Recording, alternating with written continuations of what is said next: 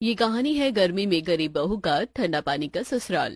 अला मुझे तो इस बर्फ वाले चिल्ड चिल्ड कपड़े को पहनकर बड़ा मजा आ रहा है। मेरे जैसे कपड़े तो किसी के पास नहीं होंगे। गोलू, जरा मेरे नीली पानी वाली टी शर्ट देख, हीरे की तरह चमक रही है। और हमारा पानी वाला घर भी कितना ठंडा ठंडा कूल कूल है। अब हम खूब मजे करेंगे। कहीं हम खुली आंखों से ख्वाब तो नहीं देख रहे हैं? मुझे तो डर लग रहा है ये पानी वाला घर कहीं गर्मी में पिघल ना जाए। अपने पूरी तरह पानी वाले घर को देखकर शोभा के मन में डर बैठा था। वहीं बच्चे पानी वाले फर्श पर उछल उछल कर खेलते हैं। बहुएं पानी वाले ठोस चूल्हे पर खाना भी पकाती है। ये देखकर तो आप भी दंग हो रहे होंगे। जहाँ गर्मी के मौसम में बर्फ पिघल कर तुरंत पानी बन जाती है, वहीं आखिर ये बहू पानी वाले चूल्हे पर खाना कैसे बना रही है? और क्यों चिलचिलाती गर्मी में ये भी पानी वाला घर इतना ठंडक भरा है? कैसे बना ये पानी वाला घर? आइए पिछली कहानी से देखते हैं। गर्मी से परेशान शोभा सीताराम चौखट के बाहर खटिया बिछाकर बैठे होते हैं। हे राम जी, इस गर्मी के मौसम में तो गदर मचा कर रख दिया है। बाकी दिन तो चौखट पर कितनी झरझर हवा लगती है, आज तो एक पत्ता भी हिल डुल नहीं रहा है कि मौसम में थोड़ी ठंडक हो। भाग्यवान, कल रात से ही बड़े बेजोड़ की गर्मी है। रात भर गर्मी से मकान कितना दमक मार रहा था। नींद भी नहीं पड़ी। आज तो मैं यहीं खटिया बिछा के सोऊंगा। इतने में रिक्शे में दरी कालीन चादर रखकर दरी बेचने वाला आता है।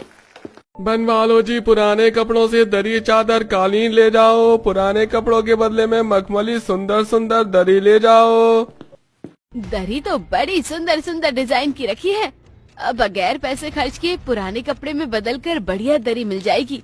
इससे बढ़िया सौदा क्या होगा? ऐसा सोचकर शोभा दोनों बहू को आवाज देती है। कुसुम बहू, सविता बहू, अरे क्या कर रही हो दोनों? अचार डालना ही है, आप भी आकर डलवा दीजिए। देवरानी जी ऐसे गुस्सा नहीं करते। गुस्सा तो आएगा ही ना जेठानी जी। एक तो ये मिट्टी के चूल्हे पर खाना बनाने में बदन धाए धाए लहकती है। पता नहीं हमारे पति क्या कद्दू कमाई करते हैं जो उनसे गैस चूल्हे का कनेक्शन भी नहीं करवाया जा रहा। गैस चूल्हा होता तो घूमते फिरते खाना बना लेते। इस मिट्टी के चूल्हे में बार बार लकड़ी झोंकना मुझे बड़ा झंझट लगता है।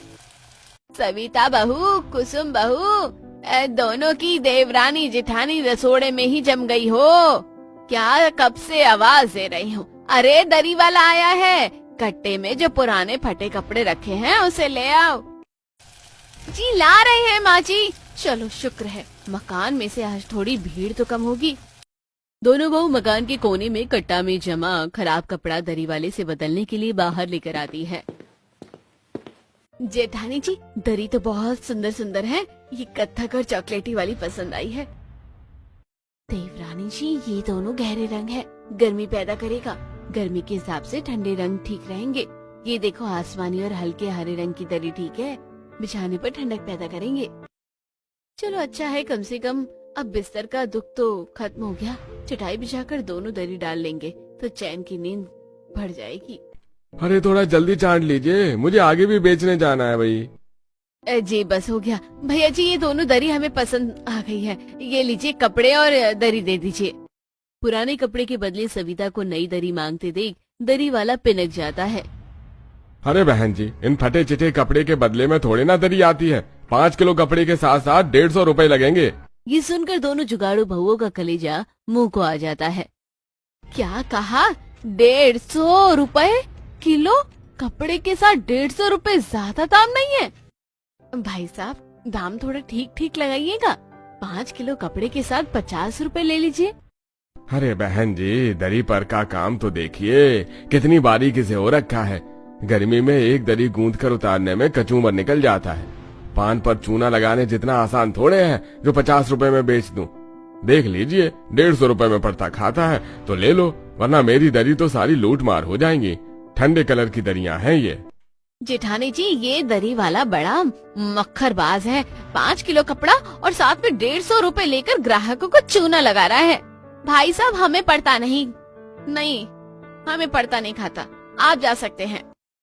अरे जब तुम जैसे गरीबों की औकात होती नहीं है कुछ खरीदने की, तो रोका क्यों फालतू में? मेरा टाइम खराब कर दिया। दरी वाला दोनों गरीब बहू को सुनाकर आगे बढ़ जाता है। कुसुम बारीकी से दरी पर किए गए काम और बुनाई को आंख में उतार लेती है, क्योंकि कुसुम को दर्जी का काम अच्छी तरह से आता था। इसलिए वो घरेलू कामकाज के साथ साथ घर में ही रहकर कपड़े सिलने का काम भी करती थी, ताकि घर का खर्चा निकलने में मदद कर सके। दोनों के पति भयंकर तपती गर्मी में भट्टी में कोयला तोड़ने का काम करते थे। बदले में उन्हें थोड़ी दिहाड़ी मिलती थी। ऐसे में किसी तरह कहर बरसाती गर्मी में बहुएं और गरीब ससुराल कच्चे मकान में टाइम काट रहे थे।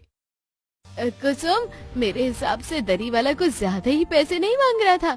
जायज मांगता तो अच्छा होता कि हम फ्री में ही ये फटे कपड़े दरी वाले को दे देते, उसके काम आ जाते। वैसे भी मकान में जगह ही नहीं है, इस सामान को रखने से घर में उमस रहती है।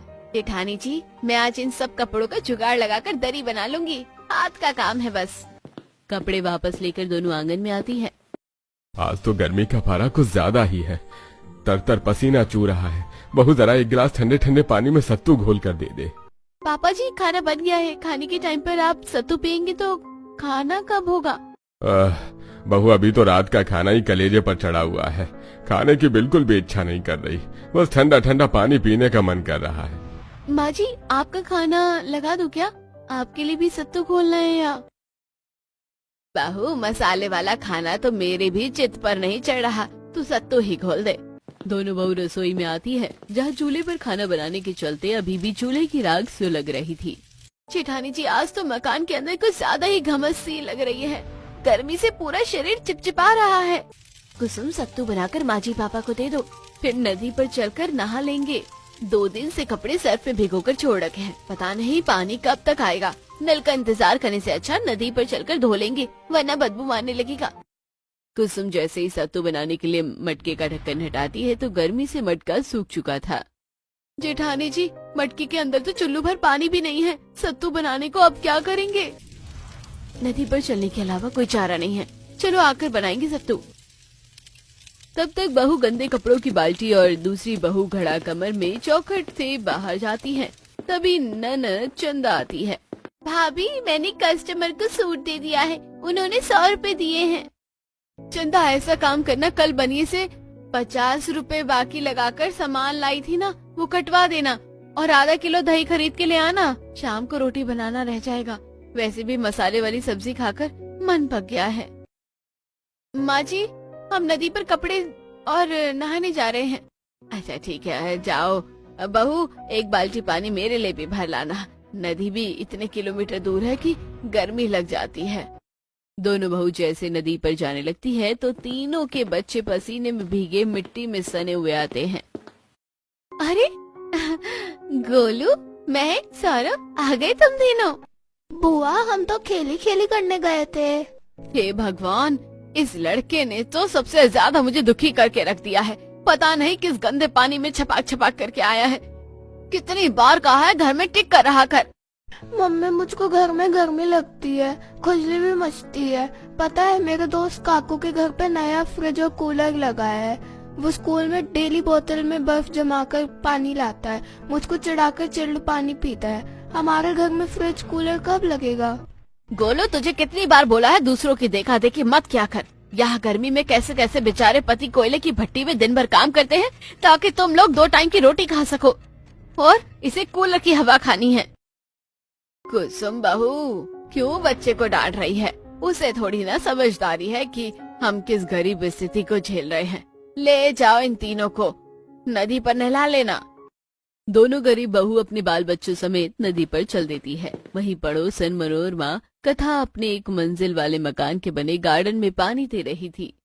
देख कथा बहू, पानी पटाने से गार्डन में कितनी सारी कली खिली है गार्डन में। अम्मा जी, जब से हमने गमले को मीठा पानी देना शुरू किया है ना, तो फूल आने लगे हैं। मम्मी मम्मी, पड़ोस वाली आंटी के घर में तो पानी आ रहा है, तो हमारे घर में पानी क्यों नहीं आ रहा? महक बेटी, इन्होंने पानी का मोटर लगवा रखा है, इसलिए पानी नहीं भागता। सविता भाभी, इस कच्चे मकान में पानी के बिना गुजारा करने में बहुत दिक्कत परेशानी होती है। इससे तो अच्छा होता कि हम कहीं किराए पर ले लेते, कम से कम बिजली पानी तो होती। पर कुसुम जी, जब इतनी गरीबी में खाने को ढंग से ही नहीं जुड़ रहा तो किराए कहाँ से जुड़ता? कम से कम सहारे की कच्ची छत तो है। थोड़ी देर में सब घने जंगल से होते हुए नदी पर आ जाते हैं, जहाँ एक झोपड़ी बनी थी। नदी किनारे चौक लगाकर एक बुढ़िया मिट्टी का घड़ा बना रही थी। उसके पूरे शरीर पर कोड़ के घाव निकले थे, जिस पर मक्खी लग रही थी। तेरी इच्छा पूरी हो जाए, हाथों में तेरे जीवन है। ये मैं मिट्टी हूँ, तू है कुमार, मुझको बना, मुझको सवार। जय राम जी की मनोहरी काकी। आ गई तुम दोनों, कब से तुम्हारी बाट जो रही थी, प्यास से व्याकुल हूँ, मेरा मटका भर दो। माँ, बूढ़ी काकी की झोपड़ी तो नदी के बिल्कुल पास है, तो ये आपसे अपना मटका क्यों भरवाती हैं? क्योंकि अगर मैं नदी में उतरी तो मेरे कोड़ से नदी का पानी कहीं अशुद्ध ना हो जाए। अम्मा, गंगा मैया तो सबके रोग हर लेती है, मेरी मानो तो आप डुबकी मार लो, कोई नहीं देखेगा। नहीं नहीं बेटी, मैं अपनी कुटिया के आगे ही नहा लूंगी, तुम घड़े में पानी भर के दे दो। तब सबसे पहले सविता नदी का ठंडा ठंडा पानी बूढ़ी मनोहरी को भर कर देती है। चिलचिलाती गर्मी में नदी का पानी हीरे की तरह चमचमा रहा था और वो पानी शुद्ध और मीठा था। बच्चों, तुम तीनों नहाओ, हम तब तक थोड़ा काकी का काम निपटा दे। चलो महक दीदी, सौरभ भैया नदी में रेस लगाते हैं। एक मछली पानी में गई छपाक छपाक, 2 मछली पानी में गई छपाक छपाक। कितना ठंडा ठंडा पानी है, काश नदी की मछली की तरह हम भी पानी के घर में रह पाते। सौरभ का पानी वाला घर बनाने के बाद नदी पर बैठकर वो कपड़े धो रही सविता को अटपटी लगती है। बेटा, ये कैसे संभव है? पानी से केवल प्यास बुझती है, घर थोड़ी ना बन सकता है। सविता बेटी, भगवान के लिए सब कुछ संभव है। अब इस नदी को देख लो, मानो तो गंगा और ना मानो तो बहता पानी। अम्मा, कभी कभी कुछ तुम मन को मोहने वाली बात करती हो, लाओ मैं तुम्हारी झोपड़ी लीप देती हूँ। जहाँ कोड़ी की बीमारी लगने के चलते मनोहरी के गांव में मनोहरी का बहिष्कार करके उसे निकाल दिया था, तो ये दोनों बहू दया मया खाकर जब भी नदी पर पानी भरने आती तो उसका कामकाज कर देती है। यूं ही समय गुजरता है। फिर एक दिन रात में दोनों भाई पसीने से घर भीगे हुए आते हैं। प्रमोद, नरेश, आज दोनों ने आने में बड़ी देर कर दी। आज भट्टी पर काम ज्यादा था सविता, पानी भर कर रखा है ना नहाने का।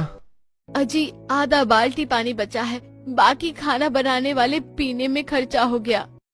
भाभी, आधे बाल्टी पानी में हम एक का नहाने का गुजारा भी नहीं होगा, पूरा शरीर कोयले के बुरादे से भरा है, नदी पर से भर के रख देती। प्रमोद, कितनी किलोमीटर दूर है, बेचारी बहुएं भी कितने चक्कर काटेंगी। अरे खाना पीना कपड़े लत्ते नदी पर जाकर धुल रही हैं, सुबह जाकर नहा लेना, हाथ मुंह धो लेना। अभी एक तरफ भूचाल मचाती गर्मी, ऐसे में पानी की किल्लत के चलते दोनों हाथ मुंह धोकर खाना खा लेते हैं। बिस्तर कर दिया है, सो जाइए। जमीन पर चटाई बिछा दे। प्रमोद को गुस्सा आ जाता है। बोल तो ऐसे रही हो जैसे मखमल का गद्दा बिछाया हो, दिन भर धूप गर्मी में खट कर आओ और रात में फटी चटाई पर सो, जमीन अलग से भभका मारती है। इतना गरज पड़ा है तो खुद बिस्तर खरीद कर ले आइए। अरे बिस्तर बिछाना जोड़ना तुम बहू का काम है, मर्द का काम खाली कमा कर घर का खर्चा चलाना होता है। प्रमोद, कुसुम, चुप करो दोनों। हाँ, एक तो गर्मी से अलग माथा फट रहा है। थोड़ी देर में चटाई गर्मी से लहकने लगती है, जिससे किसी को नींद नहीं आती और कल तक लाल लाल दाने भी सबको निकल जाते हैं। मम्मी मम्मी, मुझे खुजली खुजली मची है, नदी के पानी में नाई नाई करने चलो। हे भगवान, बेचारे बच्चों को कितनी घमौरी निकल गई है। माँ जी, देखिए ना, खून निकल रहा है। कुसुम बहू, रात में घर में कितनी ज्यादा घमस थी, इसलिए दन दना के घमौरी निकल गई है। भाभी, नाइसिल पाउडर लगा दीजिए, घमौरी मर जाएंगी। पाउडर लगाकर थोड़ा मुझे भी देना महक, सौरों के भी निकल गई हैं दाने। पता नहीं कब तक इस गर्मी से गुजारा करना पड़ेगा। इसी तरह बेचारे गरीब ससुराल वाले गर्मी के कहर में रहन सहन जारी करते हैं। तभी एक दिन प्यास से व्याकुल गाय सबके द्वार द्वार पर जाकर रंभाती है। मनोरमा दरवाजे पर खड़ी है। अपनी चौखट पर गाय को देखते ही मनोरमा की घमंडी बहू कथा नाक भौंस से कोड़ लेती है। मम्मी जी, देखिए ना, ये गंदी सी गाय कहाँ से आ गई हैं? कहीं घर के आगे गोबर न कर दे। फुहारे से पानी गिराते देखकर गाय पानी पीने के लिए हुंकारने लगती है। चल हे भगवान, बड़ी ढीठ है ये गाय, लगता है लट खा कर जाएगी। मनोरमा किसी कसाई की तरह उस बेजुबान गाय को लाठी मार मार कर दरवाजे से भगा देती है, जिसे देख गरीब परिवार वालों का दिल दया और करुणा से भर जाता है। हे भगवान, ये दोनों अमीर सास बहू कितने कठोर कलेजी की है। ये नहीं कि द्वार पर आई गाय को एक रोटी दे दूं, किस तरह से मार के भगा दिया। आजा। शोभा, ये गौ माता प्यासी लगती है, बहू थोड़ा पानी हो तो गाय को पीने को दे दो। तब कुसुम अपने इस्तेमाल किए गए पानी को थोड़ा जो बचा कर रखती है वो गाय को पीने को दे देती है। तभी तीनों बच्चे गाय को रोटी भी खिलाते हैं। ये लो गाय मैया, मेरे हिस्से की भी रोटी खा लो। काफी देर तक गरीब ससुराल वालों की चौखट पर वो बैठकर गाय वहाँ से चल देती है। वही दिन रात गर्मी के प्रकोप से नदी भी सूख जाती है, जिसे कौड़ी बुढ़िया अपनी बसावट वहाँ से हटा लेती है। एक हफ्ते बाद पता नहीं मनोहरी काकी इस भयंकर गर्मी में कहाँ भटक रही होगी। जब से नदी सूखी है, पानी की किल्लत के चलते खाना पीना नहाना धोना दूभर हो गया है। बेचारे हमारे पति भी कितना पानी खरीद कर लाएंगे। तभी सविता पड़ोसन मंगला सरला को पानी लाते दिखती है। अरे मंगला, सरला बहन, पानी कहाँ से लाए हो? सरकारी पानी का टैंकर आया है क्या? अरे बहन, इस सरकार का बल चले तो हम गरीबों को जीने खाने ना दे। ये पानी तो हम कुआं से भरकर लाई हैं। किसी ने नया कुआं खुदवाया है कुछ दूरी पर। तब दोनों मटके डिब्बे लेकर पानी भरने को कुएं पर आती है, जहाँ बड़ी भीड़ ने एक बुढ़िया को घेर रखा था और सब पत्थरबाजी कर रहे थे। मत मारो मुझको, थोड़ा तरस खाओ। अरे बहन, यहाँ पर इतनी भीड़ क्यों लगी है? अरे बहन, एक कौड़ी बुढ़िया ने कुएं का पानी अशुद्ध कर दिया है, इसलिए सब मार रहे हैं। जेठानी जी, ये तो हमारी मनोहरी काकी है। मनोहरी के घाव पत्थर की चोट खाकर छिल चुके थे। वो जमीन पर अधमरी पड़ी गिड़गिड़ा रही थी, फिर भी कोई दया माया नहीं दिखा रहा था। तभी दोनों बहू भीड़ के अंदर जाकर उसे बचाती हैं। रुक जाइए आप लोग, इस तरह से आपको किसी की जान लेने का अधिकार नहीं है। अरे प्यासे को पानी पिलाना है तो पुण्य का काम होता है। इसने हमारे कुएं को अशुद्ध किया है, इसलिए दंड भोगना होगा। इतनी सगी लग रही है तो घर ले जाओ अपने। चलो सब लोग, वैसे भी इस कुएं का अशुद्ध पानी पीकर कहीं रोग फैल न जाए। पूरा गांव मनोहरी को उसके रोगों के चलते हीन देखकर पानी नहीं देता। वही दोनों बहुएं कुएं का पानी भरकर बुढ़िया के घर लाती है और उसकी पानी सेवा करती है। बच्चे खुद गर्मी और पसीने में तर उसे पंखा करते हैं। बूढ़ी दादी, आप आराम से सो जाना, मैं आपको पंखा कर दूंगी। मेरी प्यारी बिटिया। अम्मा, मकान में थोड़ी घमस रहती है, पंखे कूलर की सुविधा नहीं है, बस टाइम काट रहे हैं। तुमने तो अपनी घटी से ही मेरा पेट आदर भाव से भर दिया, वरना मेरे रोगों के चलते मेरे अपनी औलाद ने मारी हुई रोटी भी नहीं खिलाई। सबको खिलाने के बाद दोनों बहुएं खुद पेट काट कर आधा पेट खाती हैं और सब गर्मी में भपके में सोते हैं। अगली सुबह बुढ़िया जाते हुए कुछ बीज सविता को दे देती है। बेटिया, तुमने जो मुझे पेट भर कर रोटी खिलाई, उसका मोल चुकाने के लिए धन तो नहीं है, लेकिन ये बीज दे रही हूँ, इसे अपने मटके के अंदर डाल लेना। फिर देखना तुम्हारे मटके के पानी का तासीर कितना ठंडा हो जाएगा और तुम्हारा घर भी कभी नहीं तपेगा। इसी के साथ बुढ़िया चली जाती है।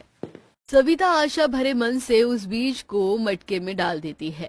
कुछ ही देर में मटके में खौलता गर्म पानी बर्फ जितना चिल्ड हो जाता है और किसी एसी की तरह ठंडी ठंडी बर्फ जैसी भाप निकलने लगती है, जिसे देख सब चौंक जाते हैं। अरे, ये मटके के अंदर से एसी की तरह हवा कैसे फेंक रहा है? ये क्या जादू है?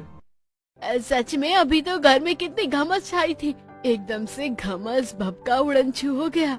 तभी मटके के अंदर से एक नीली रोशनी निकलती है और पूरे गरीब ससुराल वाले खुली आंखों से चमत्कार देखते हैं। उनका कच्चा मकान पूरी तरह से ठंडे ठंडे पानी के घर में बदल चुका था, जिसमें पानी का ठोस चूल्हा, पानी का बेड, पानी का बिस्तर, सब पानी में बदल जाता है। यहाँ तक कि सभी जब अपने आप को देखते हैं तो उन्होंने भी पानी के कपड़े पहने हुए होते हैं। मुझे तो इस बर्फ वाले चिल्ड चिल्ड कपड़े को पहन के बड़ा मजा आ रहा है। ऐसे कपड़े तो किसी के पास भी नहीं होंगे। जरा मेरी नीली पानी वाली टी शर्ट को देख, हीरे की तरह चमक रही है। और हमारा पानी वाला घर भी कितना ठंडा ठंडा कूल कूल है। कहीं हम खुली आंखों से ख्वाब तो नहीं देख रहे। मुझे तो डर लग रहा है कि पानी वाला घर कहीं गर्मी में पिघल ना जाए। अपने पूरी तरह पानी वाले घर को देखकर शोभा के मन में डर बैठा था। वहीं बच्चे पानी वाले फर्श पर उछल कूद करते हुए खेल रहे थे। तब बहुएं पानी वाले चूल्हे पर भोजन भी पकाती है। जेठानी जी, ये पानी वाला चूल्हा तो खूब टिकाऊ है। आग जलने पर भी पिघल नहीं रहा और भपका भी नहीं लग रहा। कैसे खाना बना सकते हैं? पहले तो गर्मी में मिट्टी के चूल्हे पर खाना बनाकर पसीने से नहाकर चिपचिपा हो जाता था। सही कहा तुमने। अच्छी बात तो यह है कि अब हमें पानी भरने इस भयंकर गर्मी से दूर नहीं जाना होगा। अड़ोसी पड़ोसी सब गरीब ससुराल वालों का ठंडा ठंडा पानी का ससुराल देखकर जलकर खाक हो जाते हैं और गरीब परिवार वाले अपने पानी वाले ठंडे ठंडे घर के अंदर ठंडक में बड़े चैन से खाते पीते हैं और सब कुशलता से रहन सहन करते हैं।